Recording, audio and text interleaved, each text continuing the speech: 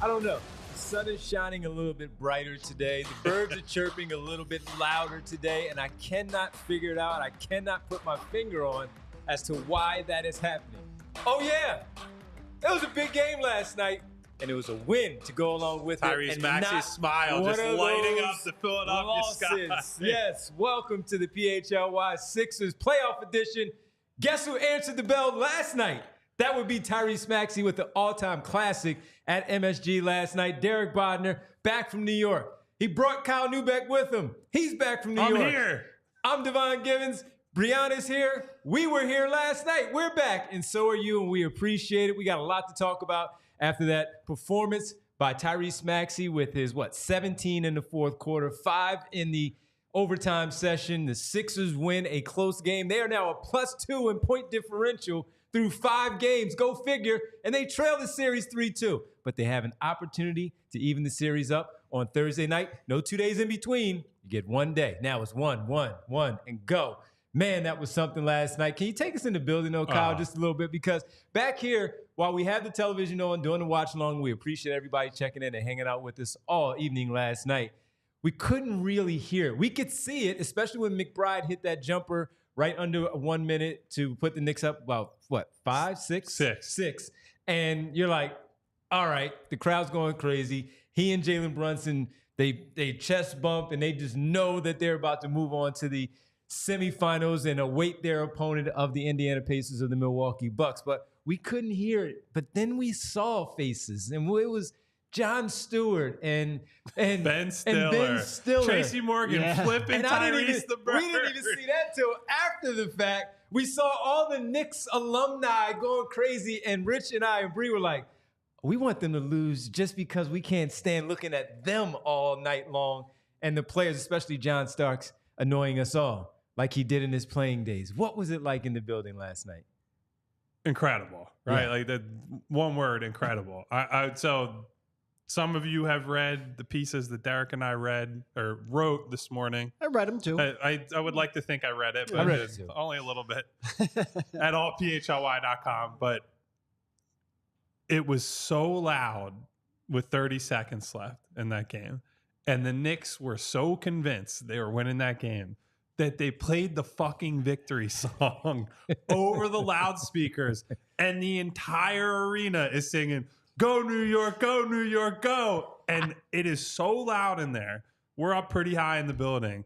I could literally feel the rafters shaking. Yeah. The place that we are sitting is shaking. These people are going, singing and screaming and dancing and going wild. Like, they're going back to the second round, closeout game in New York, baby. And then all of us, and inside baseball as well, I'm talking to Derek, Adam Aronson, Daniel Olinger, a few colleagues of ours. And Madison Square Garden is a mess to navigate. Disaster. As a media member post-game.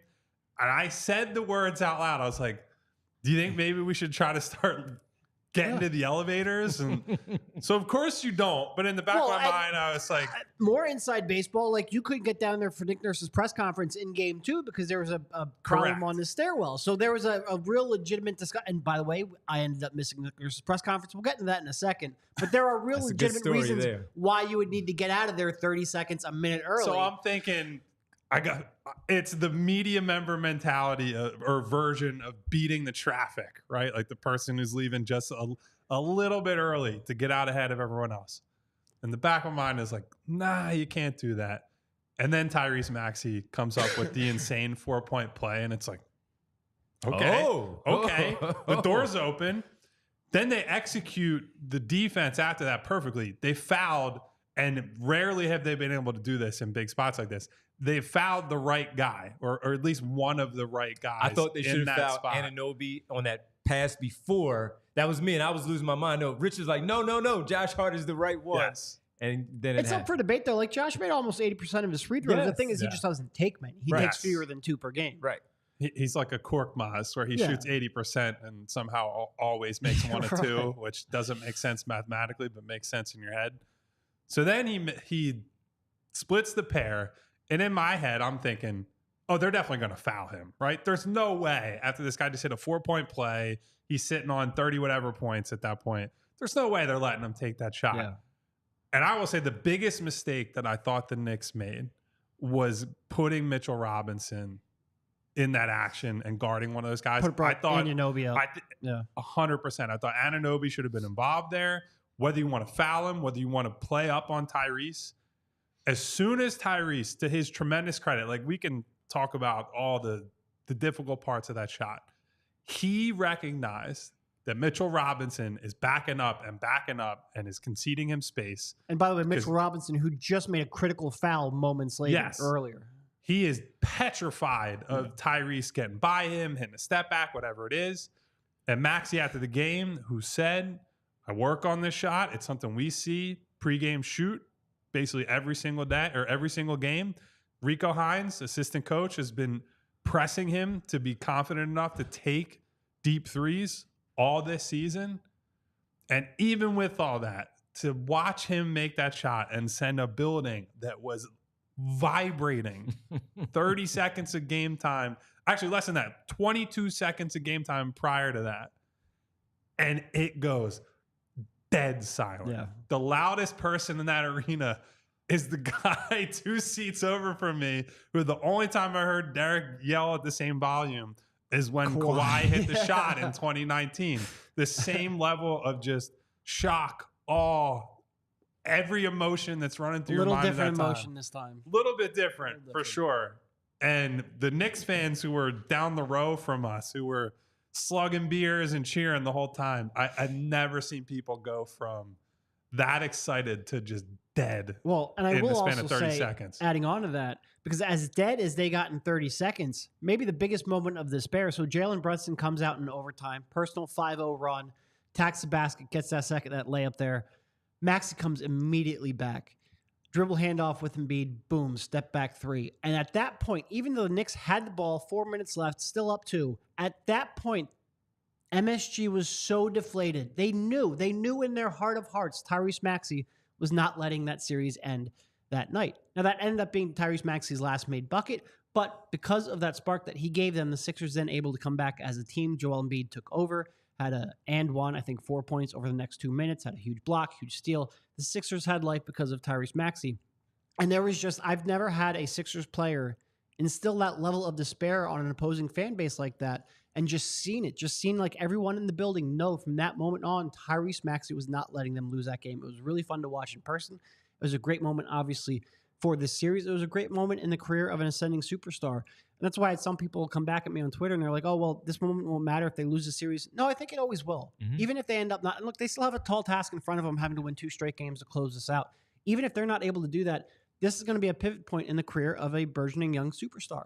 And I think it was a moment that he needed. I think it was a moment that he showed that he is ready for this stage. And he is one of those playoff MFers. And I think this was the moment he finally fully arrived. I thought the impressive part, too, after he made that dribble handoff in overtime, to your point, was that he missed the possession before on the left side, and he had a really good look, and that one did not drop. But it didn't stop him at all. He came right back, same play that they ran, and he got the basketball, got a really good look to finish that play off. So that was really impressive right there. And as we were watching it in the moment and he hits that shot, I've seen Tyrese Maxey react to made shots before, but I'd never seen him react like that. Man. He was going crazy. He was into it. And my thing was, I'm like, okay, he's doing this. And by the TV, it seemed like he was doing so walking back towards his end of the floor where the bench was on the opposite side, but he was still on the side with the fans. And I'm like, no. He's walking the full length of the floor, and he's talking shit to everybody on that left sideline. Every last cockroach in New York. Because they must have been saying some things that he heard throughout that entire time, and he was letting him know. And then you get the Tracy Morgan, flip the bird, and the John Stewart part, and Ben Stiller standing there with his face all stunned. So I'm like, those dudes must have been saying some things as he was there. And again, I had just never seen him, Derek, react that way, and rightfully so, because of the way that he missed those free throws, to then come back and follow and not have his head down. Credit to him pointing out Buddy Hield, talking him through it on the bench. But for him to respond that way and do it the way that he did, man, that was amazing. And so much so, you weren't there. You guys weren't there during the watching. I know a lot of times you try to watch it while you're at the arena, but a little too chaotic. No, it was too much. No, but that's why I wanted to tell you. Me, Bree, and Rich are watching it, and they go crazy. And I'm like, he should have made those damn 3 free throws, and this game would be over. You know, so that's where as amazing as the shot was, I did not allow myself in the moment because I'm like, I didn't think they still had it in them going into another 5 minutes to get it done. And I'm only thinking about the 3 free throws that he needed to make to have that moment also for that 3-pointer to really just rip their hearts out in regulation. But then he came back and it just responded again to do it one more time in that overtime session and then made the other free throws. Yeah, and going back to you talking about him shit talking, as he said after the game, saying some words that his grandmother wouldn't like. 100%. 100%. Which no doubt. And I think he was shit talking New York and their fans, and certainly the ones who are maybe, heckling him. Giving it to him. But also a little shit talking of internally, just like he came back from the mistakes, and he talked a lot after the game about how he just didn't want the season to end on the fact that he missed those 3 free throws and made that turnover, and he would have been pissed off with himself. Right. And he had a chance to rewrite that. No, I mean, they got into that overtime period, and I think a lot of times when you look at legacies are not largely, but significantly influenced by the actions of those around you. And we say that all the time in terms of, let's say Iverson. If Iverson doesn't get that, if Vince Carter doesn't miss that shot, what's Iverson's legacy? How differently does that change? Well, Joel Embiid had a chance to not rewrite his legacy, but at least salvage a little bit. And I'm happy that he used that overtime period to play, quite frankly, his best basketball of the night. And he owes Tyrese Maxey a huge debt of gratitude that he had that opportunity. But I do give Embiid credit because he looked gassed and like he had nothing almost from the jump.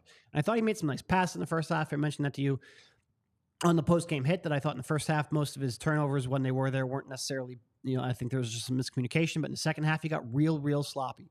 And that, if they lose that game, we're having a very annoying but somewhat deserved conversation about how that season ended. And he had a chance to go out there in overtime, a chance to rewrite a little bit of the narrative on that game, come up with some huge game-saving plays on the defensive end, make some significant contributions on offense.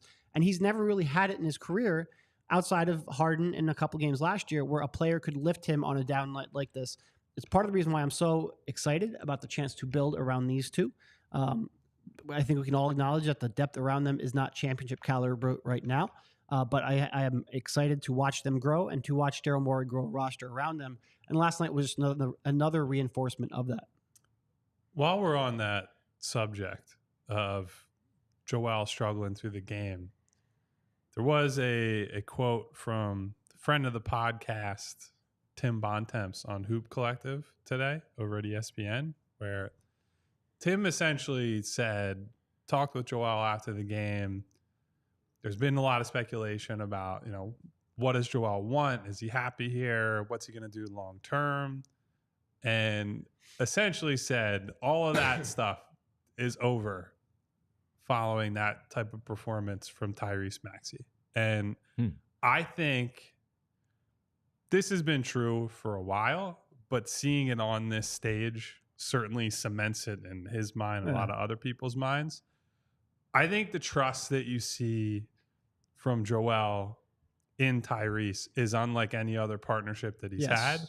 I think the belief that Tyrese has built over these take away this series, and I still think Joel has an absolute metric ton of belief in Tyrese Maxey, not just as a player, but as a person, as a leader, as a worker. Like the thing that Joel always brings up when it comes to Tyrese is that he is the hardest worker on the team and has been from the minute that he stepped foot in the NBA and joined this franchise. And I think whatever you want to say about Joel, he's somebody that understands, right? Like, he's a guy who picked up basketball as a teenager and turned into one of the best players in the world, irrespective of how he performed last night, which was poorly for most of 4 quarters. He understands what hard work and real work looks like. And he says at every opportunity that Tyrese is a culture-setting leader for this team. He sets examples for every single guy that comes into this gym, whether that's veterans, whether that's rookies, two-way guys, free agents, buyout players, new acquisitions, whatever it is. Tyrese sets the standard as a worker. And I know everybody sees the happy kid. He's so full of joy playing basketball, all this stuff. what you saw in that fourth quarter and in the starting minutes of overtime is the competitive fire that kid has to be as good as he can possibly be. I don't know what that means in terms of the ceiling, right? Like every time we try to say Tyrese can't do this or he's capped like this, he fucking shoots past it and becomes a far better player than anybody thought he had any right to be by this stage of his career. And so I think Joel, who consumes as much basketball as anybody in the league, who frankly holds up our post-game media a lot of times, sitting at his locker, watching League Pass, checking in on the game, including last night as we're waiting to talk to Joel in the post-game locker room. Couldn't talk to Joel until that Cleveland game ended. Nobody understands Tyrese's trajectory, Tyrese's future, and how good he can probably be as both individually and as a partner than Joel Embiid. And I think those are your two. That's the foundation. You don't have to worry about that anymore. As Derek wrote this morning in his piece, which all you guys should read, that's the hardest thing to do as a franchise, to find the two pillars. This season or this offseason, once this is all done, we're going to have a lot of fun left on whatever this ride is.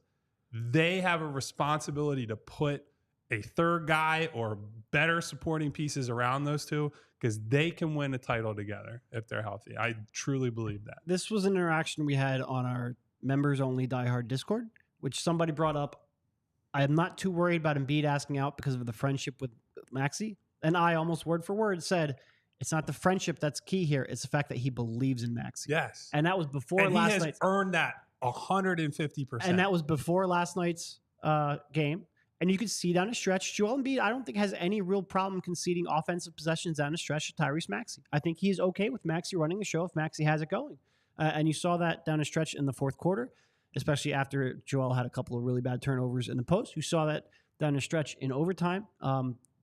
That belief between those two, I think Joel Embiid, as frustrated as maybe some fans are with the way this team continues to not get past the first or second round as of yet, I think Joel Embiid realizes this guy, this player, Tyrese Maxey, is my best chance to compete for a title. If you would sit there in 2K and draw the sliders to create the perfect teammate to play next to Joel Embiid, Tyrese Maxey is pretty close to what you would come up with. And the same thing is true with Tyrese's case. If you would take slide those sliders over, try to create the perfect player to play next to Tyrese Maxey, it would be pretty damn close to Joel Embiid. There's a lot of deficiencies around them. This is a roster built, like we've said many times, off of minimum contracts and salary trade filler and vet min signings and waiver wire guys. It's not ready to compete yet outside of them, but twice now in this 3-game stretch, I have written in my column afterwards, I believe in that duo more than I ever have, and that they are capable of playing at a championship level if Daryl Morey is able to assemble a championship caliber supporting cast around them. And it's absurd to say that because Tyrese is still only 23 years old. He has arrived quicker than anyone had any right to expect, but that development has a chance to salvage the second half of Joel Embiid's career after a decade of mismanagement, and I'm really excited to see what they're able to do around that core. On April 16th, we did a show based on Tyrese Maxey going into the postseason, and we titled that "The Leap." Of if this is going what to it be, looks like. This right is here. what it looks like right here. And while he has had some bumps in the road along this series, of course, the final 47 seconds where he had his hands, yes, the officials and all of that. But that said, he was a part of it. Now, he did have 35. He hit the shot to give them the lead in that one, but he didn't call a timeout when he dove on the floor. Joel Embiid did last night. How ironic is that? Same end of the floor as well. But then he also had a tough game number 4 where we felt like he should have taken over like he did last night. Maybe the series would be a little bit different. But that said, we discussed it that way. As far as the leap, it's happening right now for Tyrese Maxey. And look, the future is bright in Philadelphia for Tyrese Maxey. When it's bright outside, I have a sunny friend day, Kyle, who can help you out. Who can do that? That's our old friend, but now returning friend, the good people at Shady Rays. Perfect. You guys can get ready for the season ahead with quality shades that are built to last. Our friends at Shady Rays have you covered with premium polarized shades that won't break the bank. Shady Rays is an independent sunglasses company offering a world-class product rated 5 stars by over 300,000 people. Durable frames, crystal clear optics, making them the perfect choice for all outdoor adventures. We did talk a lot heading into the winter about Derek's potential snowboard and ski goggles. It's not that time of year right now, guys, but there are hundreds of options to choose from. So you are bound to find the perfect pair to match your style. They even probably have a style that's in your favorite team's colors, whether that's the Sixers, Eagles, Phillies, Flyers, whatever it might be. I've gotten a pair of Shady Rays, and I wear them quite a bit. They're my in-the-car sunset sunglasses. I brought them on vacation to the Dominican when I'm on the beach and getting that glare off of the ocean. And they have been just what I needed every single time. Not only do they keep the sun out of your eyes, they're fashionable as well. Plus, if your shades ever go missing or take an unexpected hit, you don't have to worry about it because they have the most insane protection. In all of eyewear, every pair is backed by lost or broken replacements. And if you don't love them, exchange them for a new pair or return worry-free within 30 days. It is risk-free shopping with Shady Rays. So exclusively for our listeners, Shady Rays is giving out their best deal of the season. Head to shadyrays.com and use code PHLY for 35% off of polarized sunglasses. Try for yourself the shades rated 5 stars by over 300,000 people. We also want to make sure we tell you about Rite Aid, a place that I have spent a lot of time out this past week, as I've pretty much kept a bottle of Dayquil on me at all times. Wish I was kidding, but unfortunately I am not. So right now we want to talk to you about allergies. I've been bad at this time of year. It's not the reason for my stuffy nose at this point, but it has been at various other points during the spring. The first step in countering allergies is to understand what causes them. So what are the leading causes? Pollen from trees, grasses, and weeds are a primary cause of seasonal allergies. Symptoms flare up when the pollen you are allergic to is in the air. Allergy symptoms usually appear shortly after exposure to the allergy triggers. Symptoms, which may seem similar to cold symptoms, often include itchy, red, and swollen or watery eyes, sneezing, nasal congestion, and a runny nose, scratchy throat and coughing, brain fog, itchy nose, skin or eyes, headaches, or a cough. If you are feeling sneezy, runny, or itchy, it might be pollen allergies, which can make you feel pretty miserable, but there are ways to get relief. So here's what you can do. Sign up for Rite Aid Rewards emails at riteaid.com/rewards to receive email pollen alerts for your area. If the pollen count is high, try to stay indoors. Keep windows closed and run air conditioners as needed. Remove shoes and coats near your door to minimize tracking pollen inside your home. And take a shower before bedtime to help wash away pollen from your skin and hair. And then there are over-the-counter options available at your local Rite Aid. Try a nasal rinse to help flush out your nasal passages when symptoms are flaring up, or when you know the pollen counts are high, you can try antihistamines. 1 to 2 weeks before pollen allergies are expected to be high, try a corticosteroid. Still not enough relief? Ask a Rite Aid pharmacist if a different type of allergy medication, like a decongestant, might be necessary. Visit your local Rite Aid today. Stock up on allergy relief or catch up on immunizations for RSV, shingles, and more. Walk in or schedule a vaccine appointment at riteaid.com. And folks, if you haven't already, please on Twitter, if you are on Twitter, make sure you go follow our team account at PHLY_Sixers. You'll get all the great stuff that the guys are writing the day of the game, post game, the day after, all of it right there once again at PHLY_Sixers on Twitter. And what you will find is some of the stuff that Derek and Kyle have written. They've given you a little bit of a teaser there in some of the work, and one of which was, before we get to some of the other supporting cast that need to step up in game number 6 on Thursday night, some of the things that the guys have written. And I'll start with Kyle, where you spoke a lot, of course, about Maxey and what he did. And the one part that you shared with everybody on your Twitter account, again, at Kyle Neubeck, follow Kyle there, just speaking about him being the conquering hero. And the one thing that I also looked into it, and I pulled Derek in this too, because I'm big on how we frame players and what we give them the titles as. Like, go arguing back and forth is fun with Vince Pellegrini, our boss, with his whole Joel Embiid debate. But you know, he's going in it, and Bree can attest to this, where he comes in last night. See, he's a star, not a superstar. And I'm like, I'm not entertaining this right now. The guy's a superstar. But Tyrese Maxey is a first-time All-Star. He's going to get a max contract this summer. He may be an All-NBA player by once the awards start to come out. But I read some of the words, and I watch how you frame some of the words, and Derek too, and I see superstar near his name as we talk about star.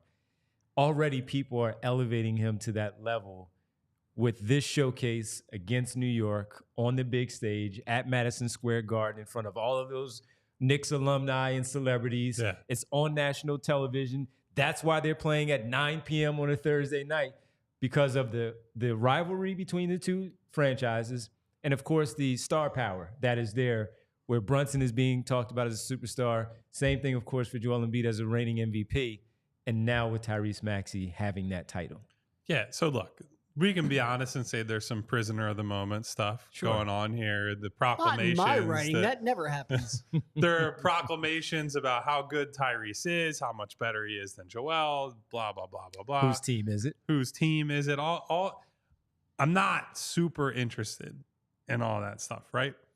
What I am interested in is the human behind the performance and all the stuff that Joel sees in Tyrese and vice versa. And what I think you see, the whole reason that these press conferences, interviews, and what have you are useful is because you get a glimpse into, right, who is this person? Yeah. In their moments of tragedy and failure and their moments of triumph and success. What comes out of you? What we know with Joel is that he's a boisterous shit talker when things are rolling. There are times when he's defiant, when things are going poorly. Some people accuse him of making excuses, so on and so forth. Tyrese is basically the same guy at all times. And I thought the most telling thing after that game was Tyrese was not in the mood to celebrate for a single second, whether that was at the podium. I talked to him briefly in the locker room after the game, off the record. He was very much the same demeanor, very even-keeled, thinking about what he hadn't done. You know, again, and he gave him credit as well, by the way. Shout out to Buddy Hield for pulling him aside on the sideline and giving him a mini pep talk. I don't know that that was the difference between Tyrese saving the game and not saving the game, but it is an example of something Campaign talked about earlier in this series, where it's, you just got to be ready. You don't know what your team is going to require of you on a given night. Sometimes that's going in like Campaign has done, hitting some big shots off the bench. But if you're not playing, you have to be dialed in. You have to be picking up your brothers and saying, if I was in there, I would need this. I would want this. And so Tyrese is a guy these other players want to fight for and battle for, because he has that just like steady mental toughness, always believes that he's put in the work to deliver in these big spots. Mm-hmm. And so to come out after the game where we all saw him run down the court, trash talking the Garden and whatnot, for him to come out and basically say, I was trying to avenge the fourth quarter from the last game. That was about me. Where I wasn't good enough. Right. I wasn't assertive enough. I wasn't aggressive enough. I didn't press the issue. I didn't take advantage of the double teams they threw at Joel Embiid. And so he took all those failures, instead of crying about it, instead of saying, woe is me, the game is over, the series is over, he internalized that and turned that into a massive big stage performance for his team. And that's a guy that there will be people around the league. They've had trouble getting like big time free agents over the last 6-7 years, whatever it is. And we can debate why that is. I can guarantee you there are some guys around the league who just watched what that dude did at Madison Square Garden and said, I wouldn't mind playing with that dude. He's the draw. Embiid is there, and Embiid is a player that you may want to play with, but Tyrese Maxey, his infectious personality, and then backing it up, Derek, with his play, he could be that draw. He could be why that next person comes to Philadelphia. Could be. Mm-hmm. Could be. But I think there are players who would want to play with Joel Embiid too. Absolutely. Really, the thing is, and this is sort of what I got in my piece, the thing is that it's not an either or. You have both of them. Like I said earlier, they complement each other almost perfectly, both in skill set and personality. It's you see, there's going to be so much. And look, when the season does finally end, there's going to be so much talk of, oh, well, which one do you build around? Which one should you build your offense around? Should you trade one to complement the other? No, you have the perfect complementary piece for each one already on the roster. You just need to get supporting pieces that are up to their level, or at least capable of building a supporting cast around them. No, I think Embiid makes Maxey better, and Maxey makes Embiid better. And that, like I said, has been my biggest takeaway from this series. Well, two biggest takeaways. One, what I just said, that they each make each other better, and 2, that the supporting cast is just not good enough. Like I said in my piece earlier, and like I said to Kyle last night, Knicks role players have won 2 games. Maxey's won a game, and Embiid's won a game, and Brunson's won a game. Yeah, and you mentioned that and last Kyle night. sort of corrected me on that and said, well, New York role players won a game and the refs won a game. Fair enough. But the overriding theme here, the reason why the Sixers aren't winning this thing walking away, is that their 3 through 8 is just not good enough. And it's not a huge shock, but I think there's so much clarity now that what you have in those 2 is legitimate and works well off of each other, and that what you have outside of those 2 is not good enough, that I think it makes the summer, not that it's easy, but at least, that, like I said, that there's some clarity. There's some, you know what your purpose is, what you have to do, and we can sort of have all of these nonsense talks shut down pretty quickly, which doesn't mean we're not going to have them, because Philly media and Philly fans love nothing else, tend to pick apart our star players. But I do think when you get away from sort of like those narratives and maybe that lowest hanging fruit talk, there is some real clarity about what this team needs. And like I said earlier, there's just a chance. Maxey gives you that chance to salvage the latter half of Joel Embiid's prime after a near decade of mismanagement. And I'm really, really looking forward to it, while also acknowledging that those 2 are good enough where crazy shit could happen here over the next 2 games. If that happens, they go into the next series probably as the favorites, and we could be having a very long conversation about how magical this season could be. But I also am still, assuming Joel Embiid's knee holds up long enough, very, very excited about what these 2 can do together in the future. And that's the first time I've really said that outside of maybe the early parts of the Ben Simmons era. There has not been that level of optimism around a co-star, around the length of runway you have with a co-star in the Joel Embiid era.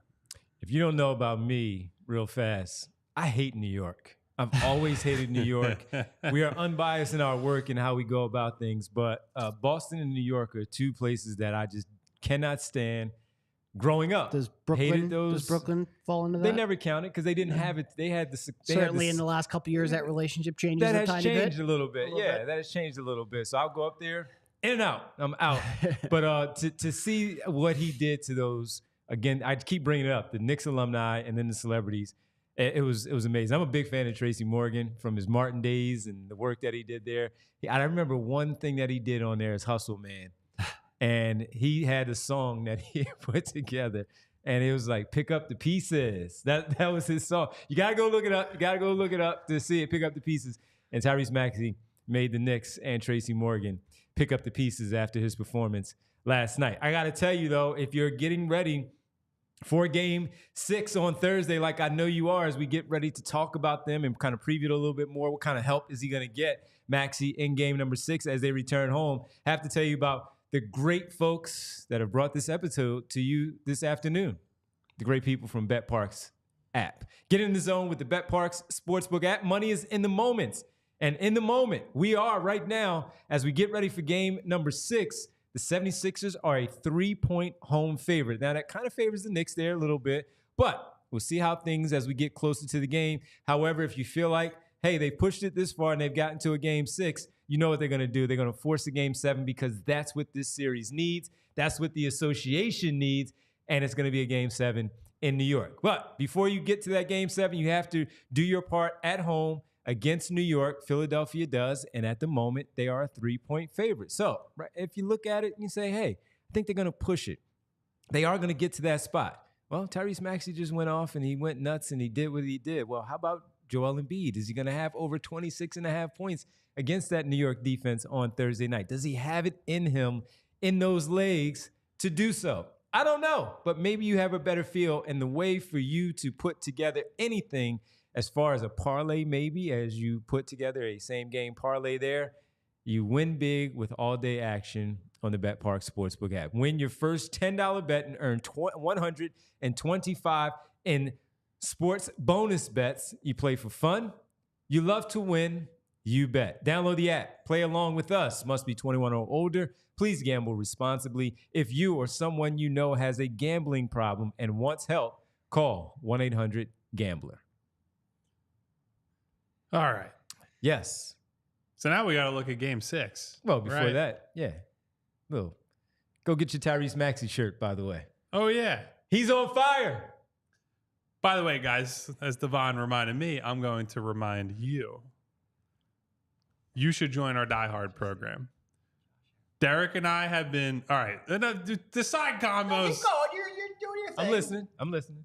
Our Die Hard program is something that we talk about all the time on the show. It's something that I think this time of year for us specifically, the Sixers guys specifically, as Derek is doing whatever he's doing over here, we have been pumping out lots of content on the ground, on the road, exclusive locker room stuff to get you as close to the teams as humanly possible. Yes. We've had a lot of other great Die Hard coverage on our other beats. I think the Eagles guys, ZB and Bo, but also assistance from Les Bowen, from Rich, from some of our other friends. They absolutely killed the NFL draft. They're on top of everything. 2, after the dust is settled, the smoke is cleared, great follow-up stuff. You also, with your Die Hard membership, get access to our exclusive Discord for members only, that we're dropping gems in there. We're talking to people about what type of coverage they want. What do you want to see on the shows? What kind of writing do you want? Food at the MSG Discord or Concourse. All kinds of different stuff.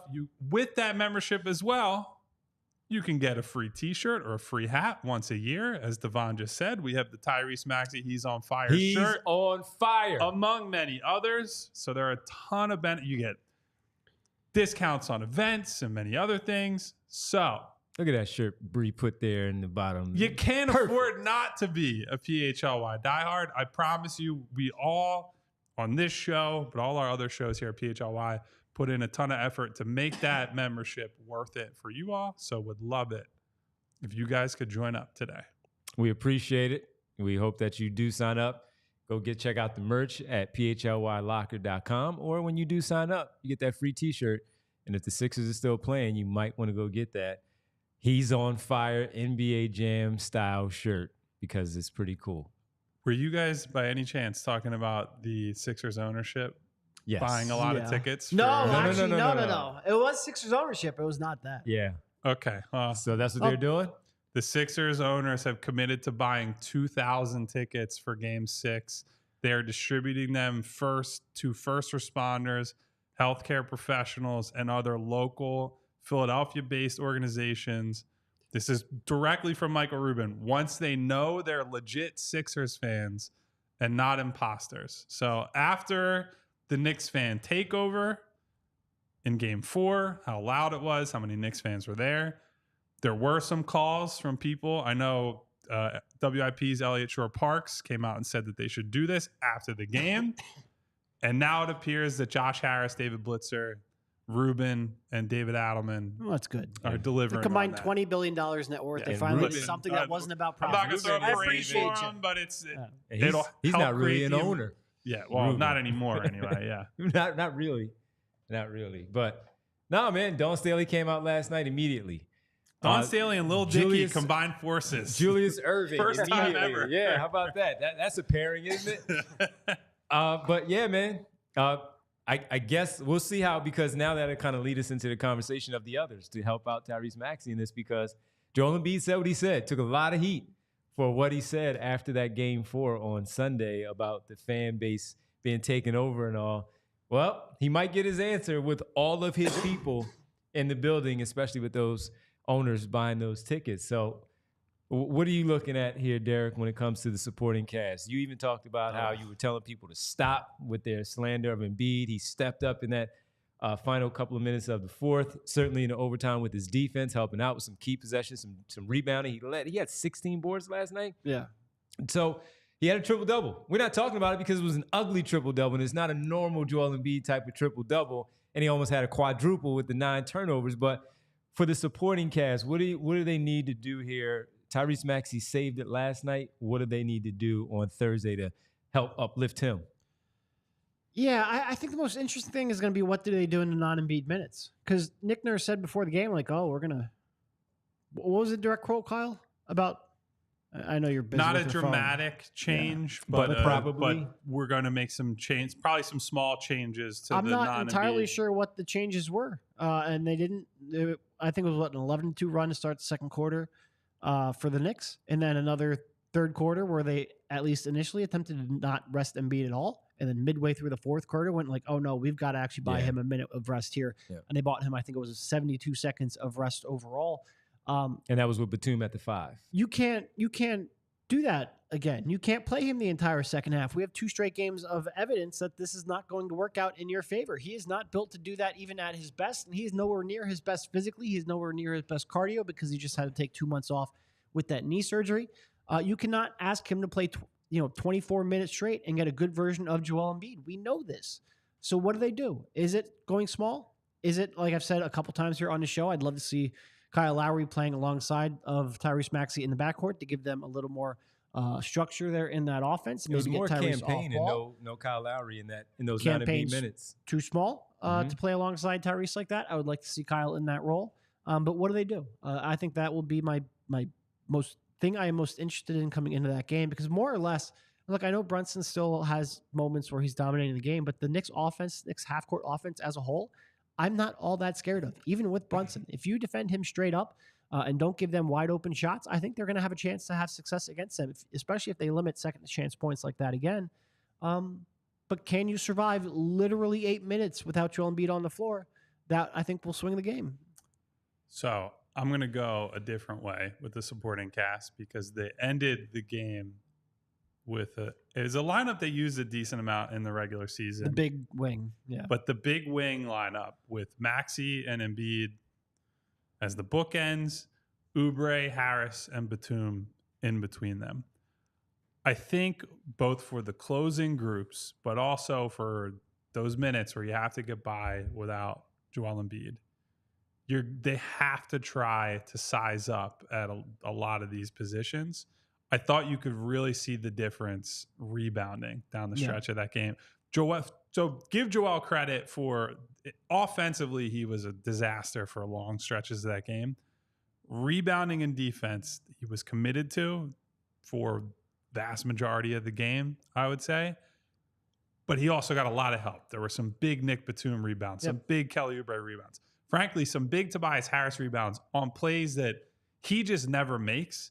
And I know he will mostly get lost in the shuffle because people have written the book on him and it's over and what have you. I think that game showed a lot of character, or at least basketball character from him, where he's already, in a lot of ways, he's already looking to the future, right? And he's already in the midst of a terrible series. And another poor or anonymous game would have blended into the background. Meanwhile, he comes out with their backs against the wall, scores their first 5 points, and hit 3 or 4 of the biggest shots of the entire game to stop runs from getting out of control, bought in on defense, rebounded the ball. It's going to take everyone, to your point. I do think, though, playing Lowry with Maxey in those closing lineups, I'm not sure it's going to work. Oh, no, I wasn't saying in the closing lineups. Yeah. I wasn't saying in the lineups. In fact, I would like to see less of Lowry, and this maybe goes to your point. When Embiid is on the floor, play the big lineup, because you don't need Lowry's playmaking and ball handling as much as you do, because Embiid's going to handle so much of the shot creation. And even in the first half, when Embiid wasn't playing well, I actually liked his approach.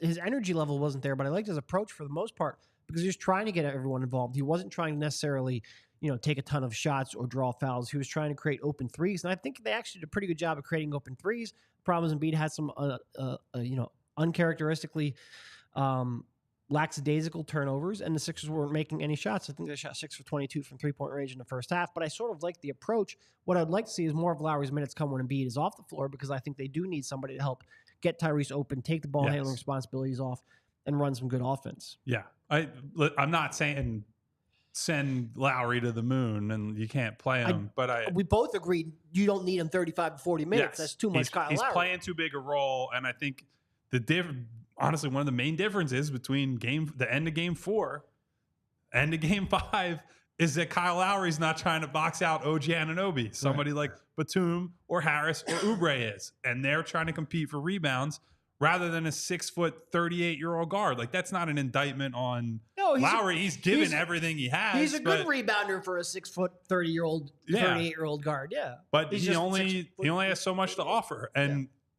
that big wing group is, I think it's, if you go by lineup stats, that's their second most played group all year, which is crazy, because in my head, I was like, I don't feel like we've seen that often, mostly because guys haven't been healthy and whatnot. But that, to me, might have been the most important, other than Tyrese saving the season, that may be the most important thing we saw in game 5. Now, the question is, Did they stumble into that? Probably.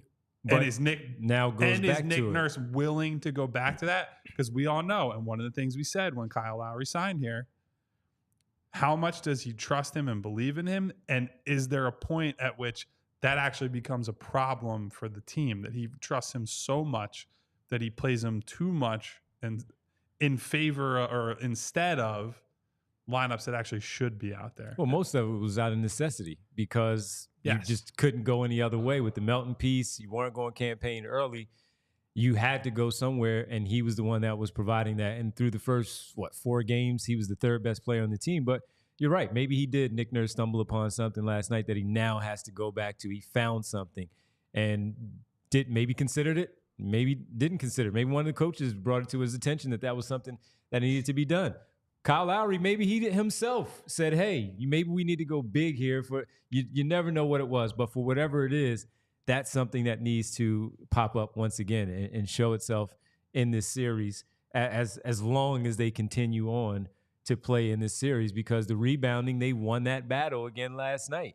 And they were on the glass. Joel Embiid to get 16 and can't even jump was really good. And for them to out-rebound the New York Knicks last night, 46-40, the offensive rebounding is still a problem where they get their chances. New York does. But on the glass, they collectively, they boarded last night. And even late in the game, I remember one possession, Knicks missed. Joel Embiid had a great box out. He couldn't chase it. He pointed at it. And whoever was the nearest guy just ran to it and scooped it up because that floorboard, as we know, was necessary. So they're doing a better job at team rebounding to make sure that they help everybody out. If the Knicks can crash all 5, the Sixers may not crash all 5 all the time, but they need to actively attack the basketball, attack the glass to get those rebounds, or else we know it's going to be a problem. So maybe they found something. Maybe they go there. As far as me with the rotations, I look at it and I say this. We already know that this is your 7. That's your 7. It's just a matter of how that 7 is going to work. Paul Reed, he's probably out now.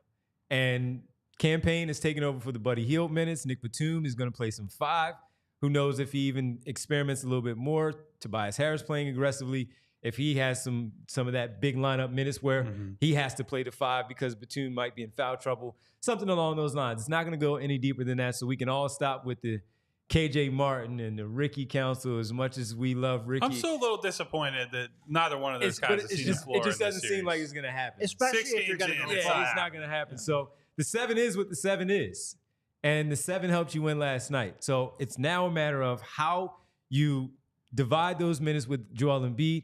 Tobias Harris was playing well. He normally comes off midway through the first. Yes. He kept him in for 11 minutes and change through that first quarter. Joel Embiid, can he come out a little bit earlier because Harris is playing better and you can go with the Batum minutes there? So that's when I asked you the other day, what do the minutes look like? It wasn't that change it. It's just more of how do you preserve it, knowing that you're probably going to go deeper into that game with Embiid upping his minutes like he did last night in that second half and in that overtime. So the 7 is what the 7 is, and that's where they're going to go.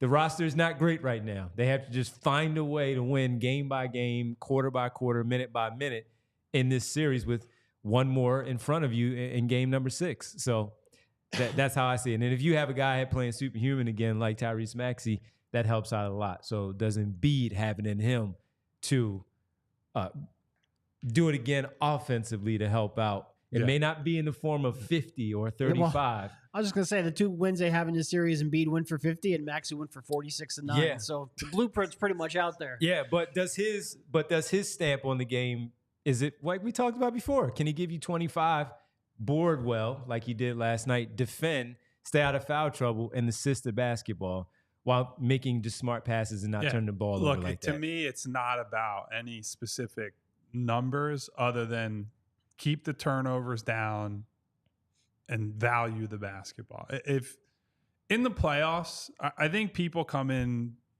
especially in the first round, and they always expect like, okay, this guy scored this many points on this field goal percentage and this many assists, whatever. Percentages almost universally go down in the playoffs. Stars are more resistant to that, and there are a select few guys who raise their level in the playoffs. By and large, your efficiency is going to take a hit. I don't care if Joel is, below par in that way. He's got to be the best decision maker on the floor. That's what you count on from your stars. And we did see a lot of good passing out of doubles, a lot of playmaking from Joel throughout that game. But he cannot, under any circumstances, turn the ball over anywhere near as much as he did last night. Can't be as sloppy, as disengaged as he was at times. He's got to be impactful on the boards. He's got to be a useful playmaker. Frankly, he's got to be that sidekick we're talking about to Tyrese Maxey to make sure he's hitting those screens. He's giving them angles to hit, coming out of the dribble handoffs, coming out of pick and rolls, getting the floor spots to clear the way for Tyrese, and that he's looking for him frequently as a passer. I don't care how he has to get it done. What I care about is the effort, the commitment, and the spirit that we saw from him in overtime. I need that long before minute 46 or 47 or whatever he played.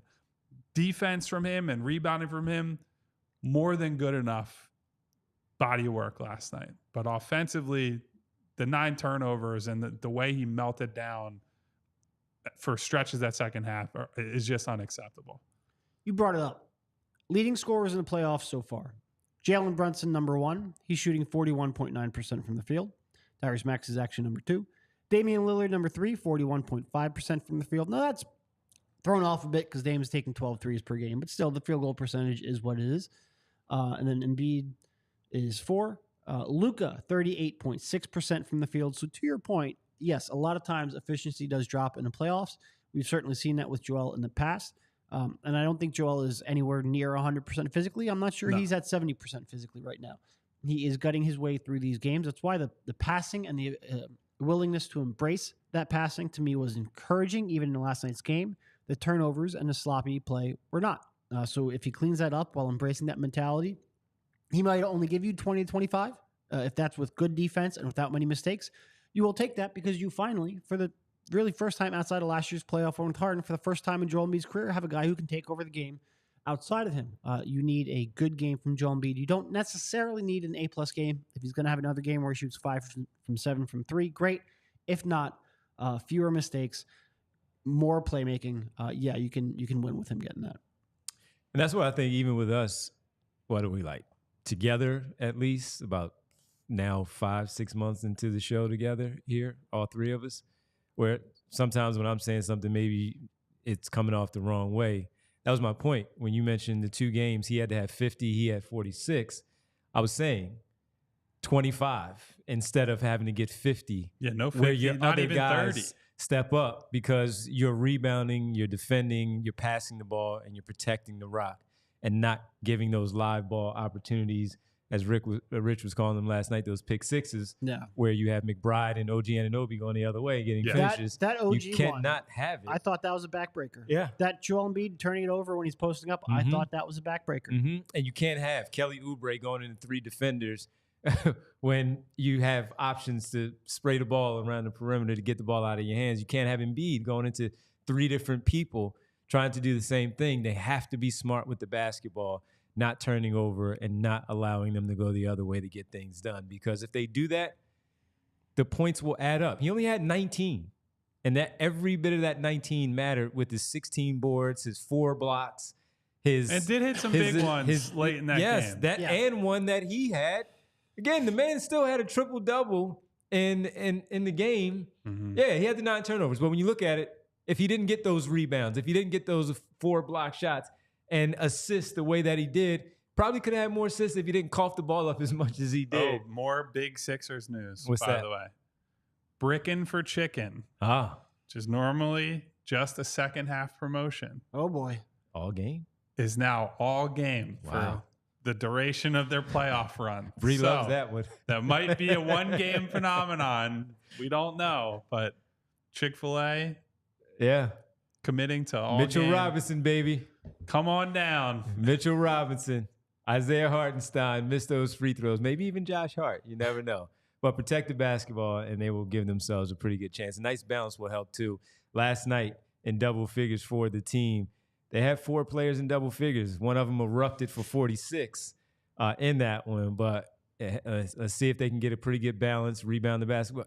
Again, going into the game, 4 points was the difference in this series through 4 games. 4 games, yes.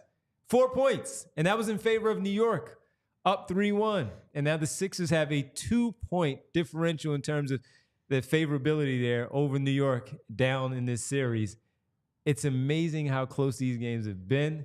Low scoring. Incredible defense. first round series. It's been the best of, I think it's been the best of all of them. If our emotional stability wasn't tied to this series, yeah, I think everyone in the chat would agree. This has been incredible to watch. Yeah, it has been incredible to watch. All right, before we get out of here,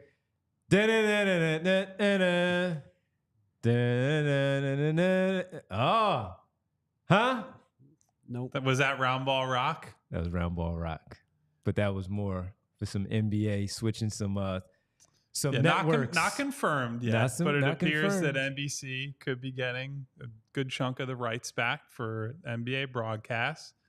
I think all of us here at this table, to a degree, grew up with NBC, as that's where you went to watch the big games. Definitely. It's where I actually liked Doug Collins before he coached the Sixers, because he was a great analyst back in the day. But Steve Jones. Yeah. Oh, yeah. Snapper. He would get after you. And now we'll see if Devon was humming it or whatever you were doing it. I thought I was humming it. Yeah. We'll see if Round Ball Rock, the iconic NBA on NBC music, returns. I know Fox Sports has had the rights to that for college basketball for a little bit. It doesn't really impact us either way, right? Like, we're going to watch the games wherever they're broadcast, but that'd be a little shake up, and we'll see what happens with the inside guys. I do believe, my understanding, I'm pretty sure Charles Barkley at the very least has an out if Turner loses their rights. So anyone that being said, you have to keep that whole group together. You have to. Yeah. You can't break that up. So we'll see. And I don't have many thoughts beyond that, but obviously it'd be pretty big news whenever this settles. And they did, because they made it out of that exclusive negotiating period, it does seem more likely that someone who didn't have the games before is going to get in the mix here. I can't believe that dude who's running Discovery is, what's his name? David Zaslav, whatever. Oh, yeah. What is that man doing? Just losing every... I'm not going to get into it. Maybe Discovery will sponsor us one day. You never know. But that guy's been a bozo running HBO. Is that? Yeah, I was going to say, is that the whole HBO? I'm pretty sure it's all under the same umbrella. Yeah, so. I think we can call it. Look, we can always delete shows. We can always delete shows. It's bozo. Like, you don't call it Max. Everybody knows HBO. It's the worst branding decision since X and Twitter. It's still Twitter. It is still Twitter. Yeah. If you have to say formerly known as Twitter for a year, then your rebranding sucked. Yeah. Correct. Still Twitter. Anyway. I'm losing the plot here. It's good. I'd be excited. I wonder if they would, how many people they'd bring in who are current Turner people.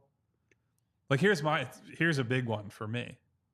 Kevin Harlan is incredible as a play-by-play guy. Ian Eagle, also incredible as a play-by-play guy. Are you just wholesale new people, new faces, new voices, new names, or how many people actually make the switch over to NBC if this happens?